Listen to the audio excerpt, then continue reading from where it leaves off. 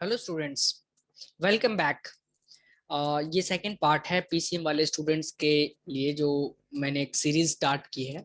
तो अगर आपने फर्स्ट एपिसोड नहीं देखा है तो पहले आप वो देख लो, उसके बाद आप ये देखना। तो let's start our discussion off. मैं आपको दोबारा से बता देता हूँ, जिन बच्चों ने क्लास 11th में पीसीएम लिया है, पीसीएम स्ट्रीम लिया है क्लास 11th पे, ये वीडियो सिर्फ और सिर्फ उनके लिए है। और अगर आपने मेडिकल लिया है, दैट इज अगर आपने मेडिकल लिया है, ये नॉन मेडिकल वाले बच्चों के लिए है। और अगर आपने मेडिकल लिया है तो आपके लिए वीडियो ऑलरेडी चैनल पे रिलीज हो चुकी है, तो आप वो देख सकते हो। और अगर आप 9th क्लास के हो और स्टेम में हो या फिर ह्यूमैनिटीज में हो तो आपके लिए भी वीडियो ऑलरेडी चैनल पे अवेलेबल है। So kindly go and watch that video. अगर आप क्लास 11th में एडमिशन लेना चाहते हैं और आपने पीसीएम लिया है तो इस वीडियो को देखो। चलो हम स्टार्ट करते हैं। So the next chapter that we will be discussing after discussing previous chapter, आपने पिछले वाले वीडियो में देखा होगा। अब नेक्स्ट चैप्टर जो है वो है सोर्स ऑफ एनर्जी। बहुत इंपॉर्टेंट है, इससे बहुत सारे क्वेश्चन आपके एग्जाम में आएंगे ही आएंगे। आप इस चैप्टर को ठीक तरीके से पढ़ लो। आपने, मैं तो उम्मीद यही कर रहा हूँ, I am expecting from you कि आपने ये सारे पढ़ रखे हैं ऑलरेडी पहले से ही। और अब हम रिवीजन कर रहे हैं उसको, एक बारी और रिकॉल कर रहे हैं, दिमाग में ला रहे हैं दोबारा से, क्योंकि अभी 1-2 दिन में हमारा एग्जाम होगा। तो हम उसको ठीक तरीके से एक बारी और देख रहे हैं। So the first thing in this chapter is quality of a good fuel sources of energy are. जो कोई भी फ्यूल होता है या फिर कोई सोर्स ऑफ एनर्जी होता है, उसकी उसकी क्वालिटीज क्या क्या होनी चाहिए, तब हम उसको एक अच्छा फ्यूल या फिर अच्छा सोर्स ऑफ एनर्जी कहेंगे। उसके अंदर ये एक पहली बात तो ये होनी चाहिए कि that would do a large amount of work per unit of volume और मासेस। मतलब कि थोड़े से भी अगर हम उसके यूज करें, फॉर एग्जांपल हम थोड़ा सा ही उसका यूज कर रहे हैं तो उसमें लार्ज अमाउंट ऑफ वर्क निकले, उसमें से उसका जो प्रोडक्शन है वो लार्ज अमाउंट में निकलना चाहिए। And the next thing we which a good qualities of a good fuel or source of energy should have is easily accessible। वो easily accessible होना चाहिए, नहीं कि बहुत ही मुश्किल से निकल रहा हो, बहुत ही मुश्किल से हमें मिल रहा हो तो हम उसको गुड सोर्स ऑफ एनर्जी या फिर गुड फ्यूल कहेंगे। एक अच्छा फ्यूल वही होता है, एक अच्छा सोर्स ऑफ एनर्जी वही होता है जो हमें इजिली एक्सेसिबल, जो हमें इजिली मिल पाए। Easy to store and transport, उसको ट्रांसपोर्ट करना आसान हो, उसको स्टोर करना आसान हो, या ना कि वो खराब हो जाता हो जल्दी से। तो वो एक अच्छा सोर्स ऑफ एनर्जी नहीं है, वो एक अच्छा फ्यूल नहीं है। वो इकोनॉमिकल होना चाहिए, वो जो बहुत ज्यादा महंगा नहीं होना चाहिए, इतने प्राइस में होना चाहिए कि लोग उसको अफोर्ड कर सकें। And the next thing we have in this chapter is factors to be considered for choosing fuel are. जो फ्यूल होते हैं उसको, मतलब कि कौन सा आपको फ्यूल लेना है, कौन सा नहीं लेना है, कौन कौन से फैक्टर्स उसको डिसाइड करते हैं। First thing is how much heat it produces, उसमें से हीट कितनी निकलती है रिएक्शन के टाइम पे। आग, मतलब कि आग जलाना भी एक केमिकल रिएक्शन ही है, तो उस रिएक्शन में हीट कितनी प्रोड्यूस होती है। लेस स्मोक जनरेशन, उसमें से जो स्मोक जनरेट होता है, धुआं निकलता है, वो कितना निकलता है, वो कम निकलना चाहिए, तभी हम उसको एक अच्छा सोर्स ऑफ एनर्जी या फिर फ्यूल कहेंगे। इजी अवेलेबिलिटी होनी चाहिए उसकी। And next we have conventional source of energy. Conventional source of energy क्या होते हैं? फॉसिल्स फ्यूल्स को हम कन्वेंशनल सोर्स ऑफ एनर्जी कहते हैं, जैसे कि coal, petroleum and natural gas. And what are the advantages and disadvantages of conventional source of energy? Let's see first of all the advantages of conventional source of energy. It is easy availability। मतलब कि जो conventional source of energy है, कोल, petroleum और जो natural gases होते हैं, ये बहुत आराम से मिल जाते हैं। इनको इनको निकालने के लिए कुछ ज्यादा मेहनत नहीं करनी पड़ती। नॉर्मली आप माइंस वगैरह में जाके देख सकते हो तो कोल आराम से निकाला जा रहा होता है, पेट्रोलियम आराम से मिल जाता है, नेचुरल गैस भी आराम से मिल जाते हैं। इसलिए हम उसको इस्तेमाल करते हैं क्योंकि वो आराम से मिल जाते हैं हमें। generate heat that is easily converted into electricity. ये जो coal petroleum and natural gases से जो हीट जनरेट होता है, उस हीट की हेल्प लेके हमें इलेक्ट्रिसिटी प्रोड्यूस आराम से कर लेते हैं। एक कारण ये भी है। And now let's talk about some of the disadvantages that we have in the conventional source of energy. The first is non-renewable. अगर एक बार ये कोल पेट्रोलियम या नेचुरल गैस खत्म हो गया, इसका मतलब खत्म हो गया, ये वापस से रिन्यू नहीं होता। फॉर एग्जांपल जो विंड विंड एनर्जी है, जो हवा है, वो मतलब कि वो खत्म नहीं होता, वो रिन्यू होते रहते हैं। And next we have limited reserve. ये जो coal petroleum and natural gases हैं, जो कन्वेंशनल सोर्स ऑफ एनर्जी हैं, ये लिमिटेड अमाउंट में हमारे पास हैं। And after that we have it causes air pollution is the most disadvantages that we see in conventional source of energy. That's why the scientists are doing so much research and innovation in order to find out some of the non-conventional source of energy that can alternatively be used in place of the conventional source of energy. For example, the solar panels are made in some of the recent years, windmills are made, and many other projects are also going on to find out some of the non-conventional sources of energy which could provide and give a lot in sustainable development. So let's talk about the non-conventional source of energy. Solar energy, tidal energy, geothermal energy, wind energy, nuclear energy. These are some of the non-conventional source. Solar energy ko, for example, we have solar cooker, solar water heater. They are very efficient in small scale electricity production. Tidal energy, wave energy, ocean thermal energy, and इनके नाम आप इनके नाम लिख लो, और इतना ही काफ़ी है इनको एक्सप्लेन करने के लिए, तो आपको आएगा नहीं, तो आप फिलहाल के लिए आप इनके नाम याद कर लो। सोलर एनर्जी को आप थोड़ा सा देख लो, ये विंड एनर्जी क्या होती है। Nuclear energy is not dependent on solar energy, never ending source, very efficient source, more environmental friendly, तो आप इसको देखिए। Thermal power plant, hydro power plant, technological improvement, and after that we have, आप इसको एक बार रीड आउट करो खुद से, और अगर इसमें कोई दिक्कत आती है, क्योंकि ये आसान है, तो मैं इस चीज़ को एक्सप्लेन नहीं करने वाला, और मैं आपको आपसे ये उम्मीद करता हूँ कि आप ये खुद से पढ़ोगे, और पढ़ के अगर आपको कोई भी थोड़ा सा भी डाउट आता है तो just let me know in the comment. हमारी टीम या फिर कोई दूसरे स्टूडेंट जो होंगे आपको रिप्लाई करके आपको आंसर दे सकते हैं। और आप भी अगर कोई कमेंट में देखो, अगर कोई स्टूडेंट है वो परेशान लग रहा है, वो कोई क्वेश्चन पूछ रहा है, और अगर आपको उसका उत्तर आता है तो आप उसको जरूर से जरूर रिप्लाई दें, एक दूसरे की हेल्प करें कमेंट बॉक्स में। Now next we have chapter number 7, that is magnetic effect of current. ये बहुत ज्यादा इंपॉर्टेंट है, इसमें से कई सारे क्वेश्चंस एग्जाम्स में आते रहते हैं। So the first one is we have first topic in this chapter that we have is properties of magnetic field lines. Originate from the north pole and end at the south pole. जो magnetic field lines होती हैं, ये north pole से start होती हैं, निकलती हैं, और साउथ पोल पे जाके खत्म होती हैं। They are closed continuous line, ये वो क्लोज्ड कॉन्टिन्यूअस लाइन होती है, एक के बाद एक, एक के बाद एक, एक के बाद एक, उस तरीके से क्लोज होती हैं वो।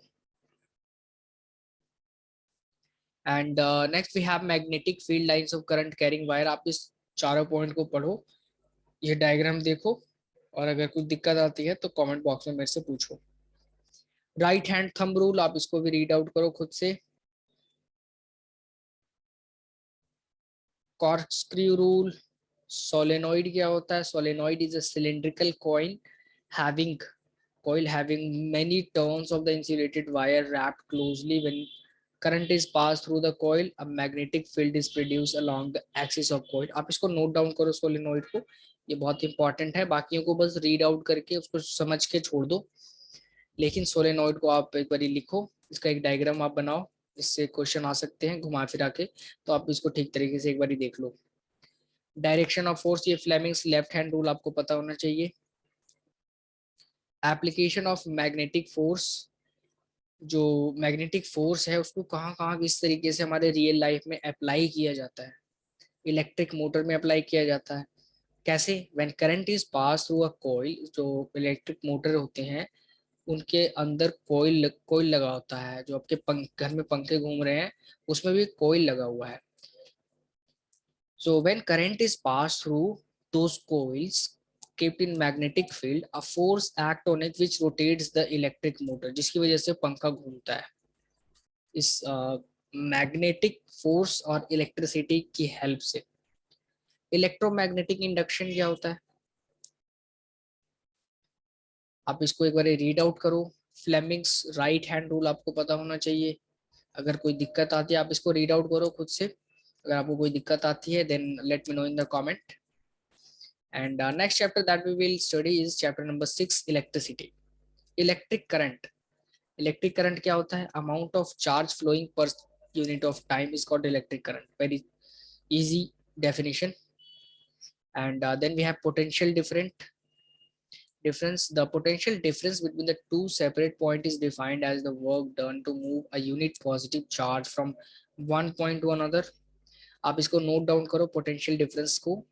And then we have Ohm's law, factors on which resistance depends. आप इसको एक बार रीड आउट करो, लिखो मत, इसको रीड आउट कर लो बस। और अगर आपको दिक्कत आती है तो आप कमेंट में पूछ सकते हो, और अगर दिक्कत नहीं आती तो बस आप इसको एक बार रीड आउट करो, उतना काफी है। And then we have this things, net resistance two resistors in series connection, in parallel.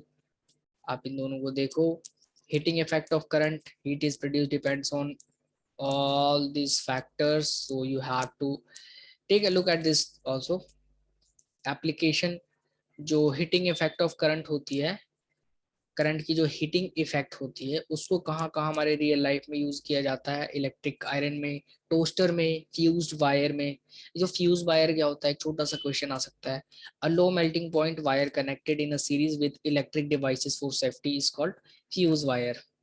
आपने जो अगर आपके घर में वो होगा स्टेबलाइजर वगैरह होगा, या फिर और भी कई कई सारे इलेक्ट्रिक अप्लायंस में ये फ्यूज यूज होता है। तो ये एक्चुअल में एक छोटा सा उसके अंदर एक तार होता है जो कि जिसकी मेल्टिंग पॉइंट बहुत लो होती है, और उसको वायर से कनेक्ट किया जाता है। और अगर बाहर से बहुत ज़्यादा तेज बिजली आ जाती है, अनकंट्रोल्ड आ जाती है, तो उस केस में जो फ्यूज वाला वायर होता है ये बीच में से टूट जाता है, और जिसकी वजह से जो आपकी इलेक्ट्रिक अप्लायंस है वो जलने से बच जाती है। आपके टीवी वगैरह हर चीज में लगा होता है ये fuse. And next chapter that we will be talking is carbon and its compounds.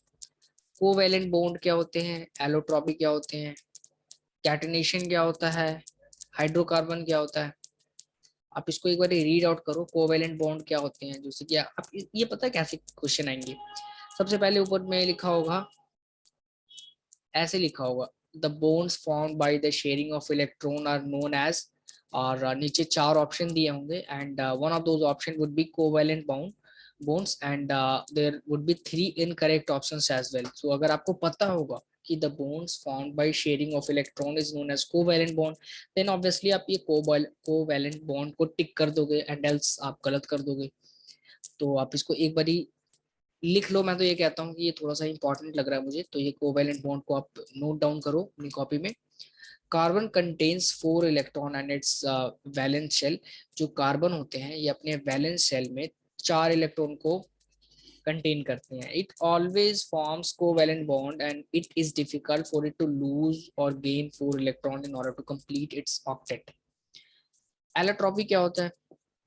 The property of an element to exist in different forms, example diamond, graphite and Buckminster fullerenes are the three allotrope of carbon। फिर मतलब मैं आपको एक बार बताता हूँ, जो allotropes होते हैं फॉर एग्जांपल कार्बन, इसके अंदर के स्ट्रक्चर को चेंज करने भर से वो हीरा बन सकता है, या फिर ग्रेफाइट जो कि पेंसिल के अंदर जो ब्लैक सब्सटेंस से आप लिखते हो, डायग्राम बनाते हो आजकल, तो वो कोयले जैसा चीज, मतलब कि ऑब्वियसली वो काला काला सा ही होता है, तो कोयले जैसा।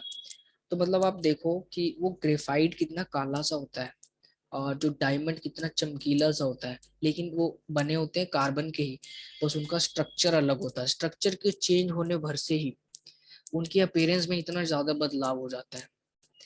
तो ये एलोट्रॉपी जो है ये बहुत ज्यादा हमारी जो रियल लाइफ में बहुत ज्यादा इंपॉर्टेंट होती है। एक साइंस का एक मजेदार नमूना है, आप यहाँ पे देख सकते हो कि ये डायमंड और ग्रेफाइट में कितनी आसमान जमीन जितना अंतर है, and still they are made up of the same substance that is carbon. बस उनके स्ट्रक्चर में बदलाव होता है। कैटनेशन क्या होता है? Catenation is the ability of an element to combine with itself through covalent bond. Carbon can combine with itself to form chain, branched and ring structure. Hydrocarbon क्या होते हैं? आप इसको पढ़ो, these are the compounds of hydro carbon and hydrogen is called hydrocarbons. And after that we have saturated compounds and unsaturated compound. आप इसको note down करो, the compounds of carbon that contains only single bond is called saturated compound among carbon atoms called al alkanes. And next we have unsaturated compounds, the compounds of carbon having double or triple bond, example alkenes, alkynes. आप इनके spelling check करो, alkanes था ये, alkenes हो गया, and then alkynes. Alkenes and alkynes are unsaturated compound, whereas alkanes are saturated compound. And after that we have homologous series, a series of carbon compounds having different number of carbon atoms but containing the same functional group. Some functional group in carbon compound are shown in the given table. आप इस table को एक बार देखो, इस table को भी देखो कि ये जो हेलोजन होता है, अल्कोहल होता है, इनके नाम किस तरीके से पड़े हैं। अल्कोहल में ओल जो है ये सफिक्स है, प्रीफिक्स वो होता है जो आगे लगता है, सफिक्स वो होता है जो पीछे लगता है। तो जो ओल है, इनके स्ट्रक्चर कैसे हैं आप इसको एक बार देखो, इस टेबल को धीरे धीरे चला के या फिर वीडियो को पॉज करके देखो आप। And next we have chemical property of carbon compound. ये भी आप खुद से एक बार रीड आउट करो, इनको नोट नहीं करना, आप एक बार बस नॉर्मली रीड आउट कर लो। अगर आपको कोई डाउट होता है तो आप पूछ सकते हो, मैं एक एक चीज को एक्सप्लेन नहीं कर सकता क्योंकि ये उतनी ज्यादा इंपॉर्टेंट भी नहीं है, तो आप खुद से रीड आउट करो इसको। And after that we have ethanol. Ethanol की फिजिकल प्रॉपर्टीज क्या होती है, केमिकल प्रॉपर्टीज क्या होती है। जो एथेनॉल होता है वो रूम टेम्परेचर पे लिक्विड होता है, एक गुड सॉल्वेंट है, पानी के साथ अच्छे तरीके से घुल जाता है, soluble in water in all proportion. And then we have some chemical properties, आप इसको भी रीड आउट करो, इनके केमिकल्स को आप देखो।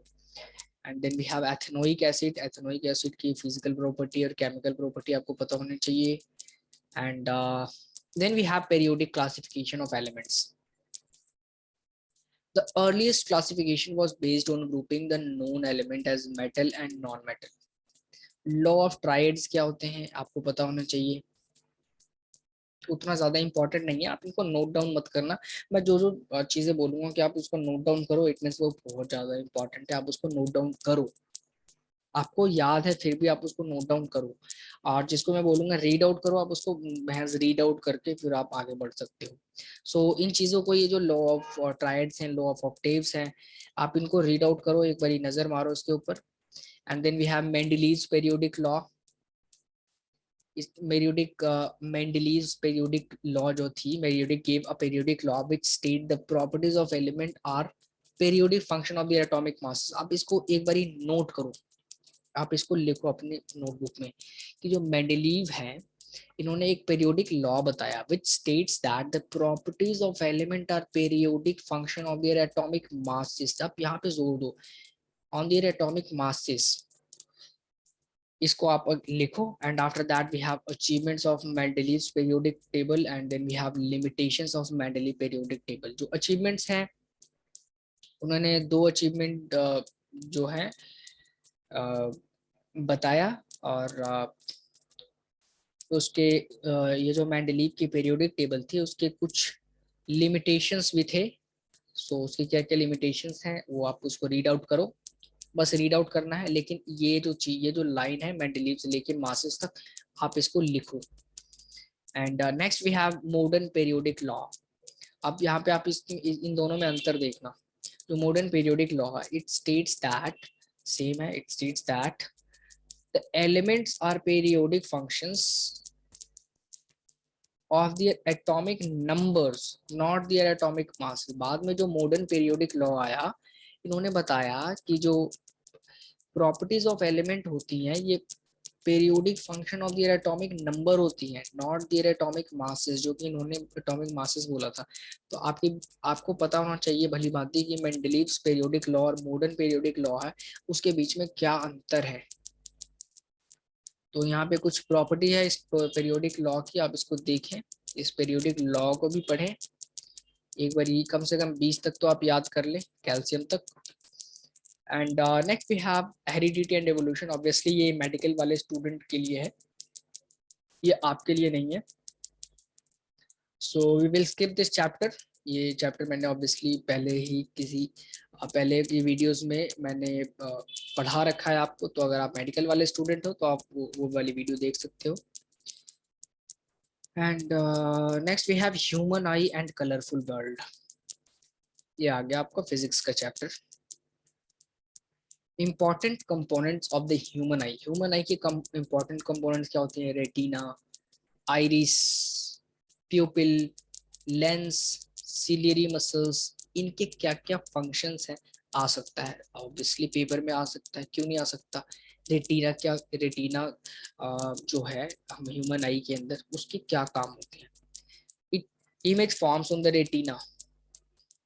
तो इमेजेस जो होती हैं वो रेटिना के ऊपर ही बनती हैं। मतलब आप एक लगा लो, जो सिनेमा हॉल जाते हो आप, वहाँ जो लाइट जलती है और जो पर्दा होता है, पर्दे के ऊपर जो मूवी चलती है, तो आप एक चीज लगा लो कि जो चीजें आप देख रहे हो ये आपके जो पर्दे के ऊपर इमेज बन रही है, तो वो पर्दा रेटिना है, आंखों के पीछे की तरफ होता है वो। Iris control the size of प्यूपिल। जो आईज में प्यूपिल होता है छोटा सा, ये उसके साइज को कंट्रोल करता है आइरिस। आइरिस कंट्रोल करता है प्यूपिल के साइज को, और जो प्यूपिल होता है ये कंट्रोल करता है अमाउंट ऑफ लाइट, कितनी लाइट इसको अंदर लेनी है कितनी नहीं लेनी, उसको कंट्रोल करता है ये प्यूपिल। और अगर ये प्यूपिल ना हो तो बहुत सारा लाइट जा सकता है जिससे हमारी आंखें खराब हो सकती है, तो ये प्यूपिल का होना बहुत जरूरी है। Lens can adjust its focal length, it is called power of accommodation. Lens जो होती है वो अपने हिसाब से ताकि हमें जो कोई भी चीज़ है वो धुंधली ना दिखे, उसके लिए जो ये हमारे लेंस होते हैं ये अब ठीक तरीके से अपने आप को एडजस्ट करती है अपने फोकल लेंथ को, सो दैट जो इमेज है वो क्लियर दिखे हमें सामने, जो भी चीज़ हम देख रहे हैं, जो भी चीज़ हम पढ़ रहे हैं वो क्लियरली पढ़ पाए। Thickness of the eye can be controlled by ciliary muscles. And after that we have nearest focal distance of length.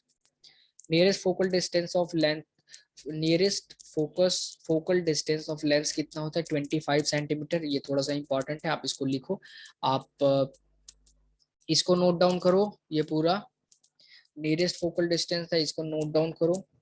Common I defect in I, eyes के अंदर कॉमनली कौन कौन सी डिफेक्ट होती है? First is myopia.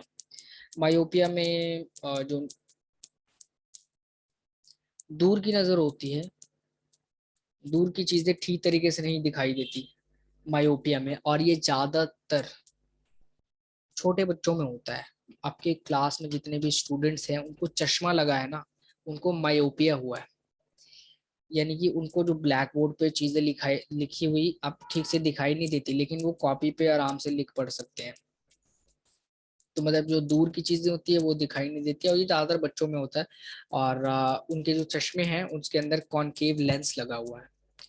And after that we have hypermetropia, और we can also call far sightedness. In this, near objects are not seen clearly. Image found beyond the retina, जो retina होती है eyes के अंदर, ये इसकी इमेज यहाँ पीछे की तरफ बनती है, यहाँ इमेज बन रही होगी। अगर ये आँख है और ये रेटिना है तो यहाँ पे इमेज बननी चाहिए, लेकिन इमेज यहाँ बनती है जिसकी वजह से कि धुंधली दिखाई देने लग जाती है। तो उसको ठीक करने के लिए कॉन्वेक्स लेंस का यूज करते हैं। And after that we have presbyopia, and the problem is near focus distance increase with age। जो एजेड लोग होते हैं, बूढ़े लोग होते हैं, उनको मायोपिया और हाइपरमेट्रोपिया दोनों हो जाता है, और जिनको दोनों हो जाता है उनको हम प्रेस बायोपिया कहते हैं, और इसको बाईफोकल लेंथ की वजह से ठीक किया जाता है। इनके जो चश्मे होते हैं उसमें कॉनकेव लेंस और कॉन्वेक्स लेंस दोनों लगे होते हैं, सो दैट वो पास की चीज भी देख सके और दूर की चीजें भी देख सके। And then we have prism. Prism क्या होता है, डिस्पर्सन क्या होता है, एंड आपको ये चीज पता होना चाहिए, जो रेड होते हैं वो कम से कम बहुत कम डिस्पर्स होते हैं, जो ब्लू जो वॉयलेट है ये सबसे ज्यादा डिस्पर्स होता है, violet है dispersed most, and then we have yellow, average of all light। Atmospheric refraction क्या होता है, आप एक बार रीड आउट करो इसको, सिर्फ रीड आउट करो, इतना बहुत है। स्कैटरिंग क्या होता है, टिंडाल इफेक्ट क्या होता है, ये इंपॉर्टेंट है। Atmospheric particle smoke, tiny water droplets, suspended particles of dust and air molecules scatter sunlight, therefore the path of the light become visible। जो आपने ये ज्यादातर ना जंगलों में आप देख सकते हो, या फिर आप एक एक रूम लो, उसके सारी लाइटें बंद कर दो दिन में, उसके उसको पहले चारों तरफ से बंद कर दो, उसके बाद सारी लाइटें भी बंद कर दो, और उसके बाद एक छोटा सा छेद करो साइड में कहीं पे भी जहां से लाइट आ रही हो, आप उस लाइट पे देखोगे, आप उस लाइट को क्लियरली उसके जो पाथ होंगे पूरी लाइन आप देख पाओगे उस लाइट को, तो हम उसे टिंडाल इफेक्ट कहते हैं। स्काई इज ब्लू, स्काई आप देखो ये बहुत ज्यादा इंपॉर्टेंट है, आप किसी से भी पूछ सकते हो कि आकाश नीला क्यों होता है भाई, ये इसका आंसर क्या दोगे आप कि आकाश नीला क्यों होता है, because light near blue wavelength scatters the most. ये जो ये जो तीन है ना, तीनों, ये तीनों बहुत ज्यादा स्कैटर करते हैं, फैल जाते हैं। लाइट आ रही होती है सूर्य से, फॉर एग्जाम्पल ये सन है और ये पृथ्वी है, यहाँ से यहाँ लाइट आ रही होती है, तो बीच में जो एटमॉस्फेयर पड़ते हैं, इसकी वजह से ये जो लाइट है ना, ये स्कैटर होने लग जाती है, स्कैटर होने लग जाती है इस तरीके से, इस तरीके से। और ये जो तीन कलर है ना, ये सबसे ज्यादा स्कैटर होते हैं, ब्लू, इंडिगो एंड वायलेट। ये और इन तीनों को अगर आप मिला दोगे तो ब्लूइश सा होगा, जो कि आकाश का कलर होता है। ये रीजन है क्योंकि कि हमारा आकाश जो है वो नीला क्यों होता है। And after that we have danger signs are red. अब जो डेंजर साइन होते हैं वो रेड क्यों होते हैं, ये रेड इसलिए होते हैं क्योंकि ठंड के दिनों में बहुत ज्यादा जब धुंध वगैरह भी पड़े, तब भी ये जो रेड लाइट है, जो रेड लाइट है, ये स्कैटर ना हो, वो दूर से दिखाई पड़ जाए। जो ब्लू लाइट होगी ना, ये धुंधली पड़ जाएगी, इधर उधर बिखर जाएगी, लेकिन जो लाल लाइट है ये एकदम दूर से दिखाई पड़ेगी, ये स्कैटर नहीं होती। इसको हम, रेड एक ऐसा कलर है जिसको हम सबसे दूर से देख सकते हैं, जो सबसे कम डिस्पर्स होती है ये। नाउ नेक्स्ट वी हैव, मैं यहाँ पे ले लेता हूँ ब्लू कलर, डार्क ब्राउन ले लेता हूँ। Okay, next we have how do organism reproduce, ये फिर से आ गया हमारे पास। हम्म,